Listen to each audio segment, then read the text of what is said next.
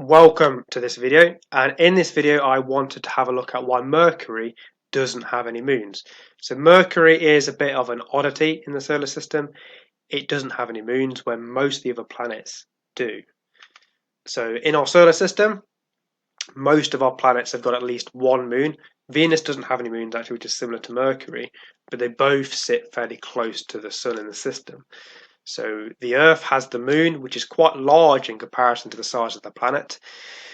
We have the Galilean moons, which are Jupiter's moons. These are quite large, and you can see them from Earth with a fairly small telescope, which is actually quite exciting. It also has lots of smaller moons. It's got tens of other moons orbiting as well in various different sizes. Saturn is fairly similar. So Rhea is one of Saturn's moons, but it also has Titan, which is a very large moon with an atmosphere, and then lots of other smaller moons.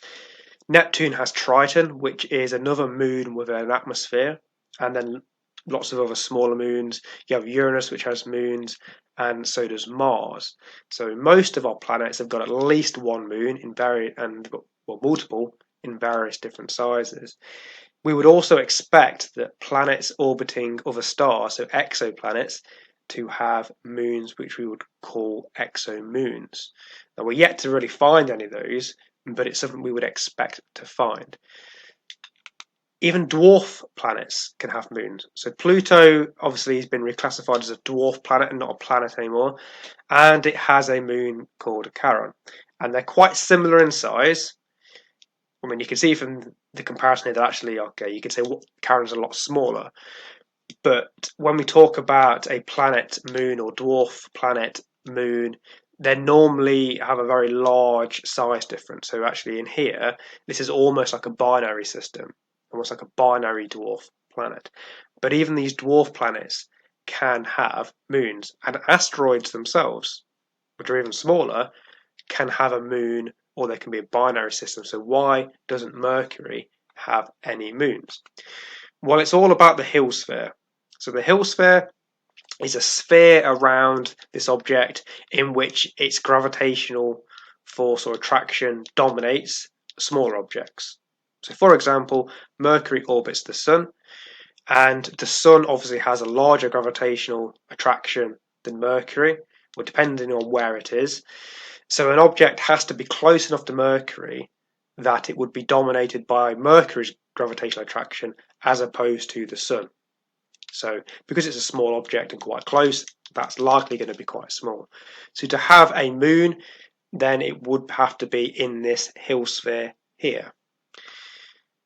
So in the Hill sphere, you have these variables here. So the semi-major axis, which is the distance between the two objects. So for a circular orbit, the semi-major axis is basically the separation between the two.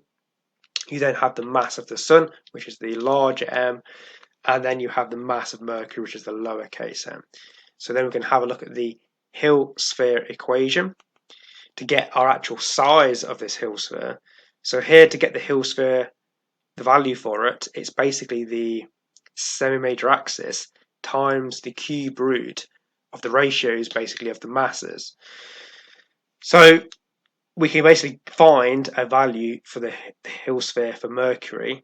Now we can already see straight away that Mercury is very close to the Sun and it's very small. That's naturally going to give you a small Hill sphere. Now Jupiter is the opposite. So Jupiter is much further away. So its semi-major axis A is going to be much larger. Its mass is going to be larger. It's a much more massive planet. So this naturally is going to give you a larger Hill sphere. So the further away it is and the larger that planet, the bigger the Hill sphere. So you can see from the equation why that would happen. So A is further away, so that your value for A is going to be larger, and your smaller m is going to be larger because the planet's mass is greater. So again, that would also increase your Hill sphere. Now, the implications for that mean that it's going to have lots of moons. If you have a very large Hill sphere that extends out a long way, then it means that it's capable of supporting lots of moons or capturing them or keeping them in a stable orbit. So these outer gas giants, like so you've got Jupiter, Saturn, Uranus, Neptune, These have lots of moons. We know they do because we can see them, but it makes sense from the Hill sphere equation why they would. They're further away from the sun. They are larger planets. And actually, Neptune has the largest Hill sphere because it's the furthest away.